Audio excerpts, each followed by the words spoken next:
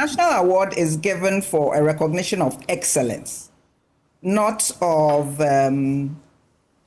doing a good job. It's excellence. We want to promote national values. We want to encourage unity and pride. So we don't want it to be partisan, and I'm not going to go into names. We want it to encourage others to do their best. Why not go into names? People are asking questions. What is Asansu Boakye's achievement, Abu Jinapor's achievement? What are these that they have achieved? The ministers and deputy ministers, deputy chief of staff, all of that. People are asking questions. Let me make my fundamental point, and then perhaps it will become clear why I'm not going to go into names, because there are so many names. I could pick. Awards are for national excellence and for recognition. I did some very basic math, and it seemed to me that about 25% of the awardees were ministers, politicos, kind of people. Angela used the word optics. The optics are not good, because it creates a certain perception, and we all know that perception is important. It may be that all of those people are deserving. It may be that half of them are deserving. It may be a quarter of those politicos, as I'm calling them, may be deserving, or they may not be. We don't know. It goes also to the question of process.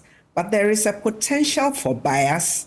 There's a potential for a failure to look at performance. And there's a potential for us to, in one fell swoop, decry the entire honor system, so that those who are deserving are also painted with the same brush as those who are not deserving. In my view, I wouldn't say that political appointees or ministers should not be awarded, but I would say they should not be awarded under the tenure of the government under whom they served. I remember when President Kufuor nominated Mr. Ebben Chambas, who was a member of the NDC, as the executive secretary for ECOWAS, and he was voted into office.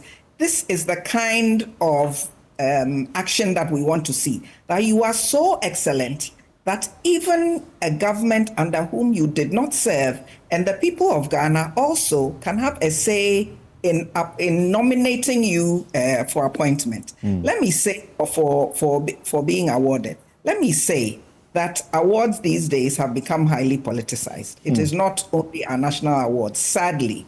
We may remember that in 2009, Barack Obama was given a Nobel Prize for Peace. That was the same year he was elected as president.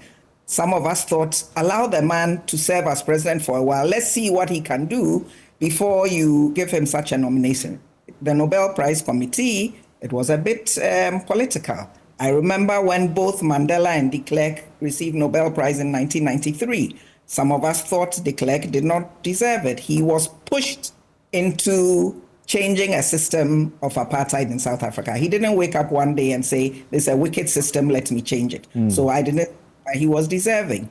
In the University of Ghana, I have opened my mouth to complain about certain awards that are given to certain people. So there is a way in which awards can be politicized. But as Esther said, if you have a robust system that allows even ordinary citizens to participate in nomination, then you will have people being more comfortable in the people who are nominated and eventually awarded. And definitely, I would say that people who are serving in government, and definitely not a vice president, as Angela said so eloquently, should not be given such an award by the outgoing president. It really doesn't look good, and it makes us, as some have said, somebody said Erastus shouldn't have accepted his award. Why not? It's a national honor. And as Angela said, he wouldn't know. It's a national honor, unless we are saying that the honors themselves, are to be scrapped. So